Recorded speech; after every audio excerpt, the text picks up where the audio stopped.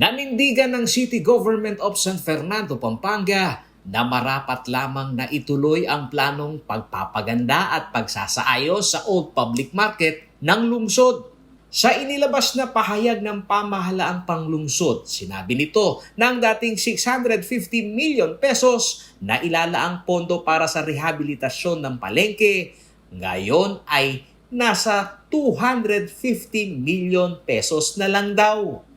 Paliwanag ni City Councilor BJ Lagman, Chair ng Committee on Public Market ng Sangguniang Panlunsod, mahalagang makasabay raw sa pangangailangan ng panahon ng disenyo at istruktura ng lumang palengke na naitatag pa noong 1909. Kailangan mas resilient siya at saka pandemic proof siya, no, na somehow resilient siya sa mga panahon kagaya ngayon na mas marami siyang ventilated areas, no, yung natural air ventilation. Sinabi ni Konsehal Lagman na papasok pa rin sa loan agreement ang syudad sa mas pinababang halaga ng proyekto. Sa ngayon ay aprobado na raw ang loan, subalit magre-release lamang ng pondo ang bangko kapag nag-request ang kontraktor, ang kumpanyang RC Ramos, kasabay ng paggulong ng proyekto. Bibigay tayo ng pondo for the rehabilitation of the market in the amount of 250 million, same as loan din siya sa land bank.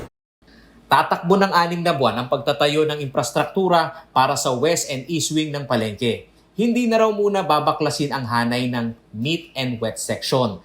Ayon sa City Engineer's Office, hindi naman nagkakalayo sa orihinal na plano ang ikakasang rehabilitasyon sa palengke. Maganda rin naman yung unang project pero costly siya kumpara sa gagawin natin ngayon na umabot lamang ng nasa 250 million.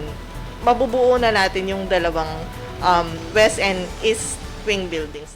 Habang ginagawa ang pamilihan, magsisilbing temporary relocation sites ang bisinidad ng Chumico Street at Abad Santos Street. Ayon sa City Engineering Office, kaagad nilang isasaayos ang rerouting ng mga apektadong kalsada. Samantala, sa panig ng mga tumututol sa rehabilitasyon, ang issue noon sa overpriced na 650 million project, iba na umano ngayon na may pandemya na dapat ay inuuna ng lokal na pamahalaan.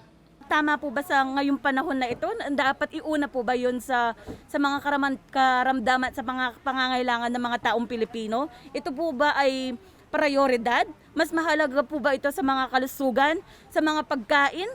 Habang ang reklamo ng ilang opisyal ng Pampanga Fernandino United Merchant Association ang hindi maayos na koordinasyon ng lokal na pamahalaan. May binigay silang notice, basura. Basura yung papel. Paano niyo po nasabing basura? Ayan o, ito yung basurang pabatid nila. Wala siyang letterhead, walang pirma ng mayor, walang pirma yung sanggunian. Sa panayam ng CLTV News Team sa telepono kay City Public Market Administrator na si Mila Rivera, pinasinungalingan niya ang aligasyon na kapos sa panahon ang abiso at irregularidad sa konsultasyon sa mga vendor. Pero itang notice doon, ngayon yung April, may padalan. Mm-hmm. Na ano yung petsa nga ng ngayon April, ma'am? Nung ako magkamali, Black Saturday. Mm-hmm. Black Saturday. Ngayon po magkamali, more or less, makanta Black Saturday. Holy Week ito. Paglilinaw rin ng opisyal na walang maititigil na kabuhayan ng mga stall owner o vendor sa palengke. So alang mitok ng kabiyayan. Alang mito ko lang. Mm-hmm. Tsaka ilaring malawot, lumipat la pa rin yung vicinity na ng public market. Mayroong 152 na aktibong stall owner sa Old Public Market.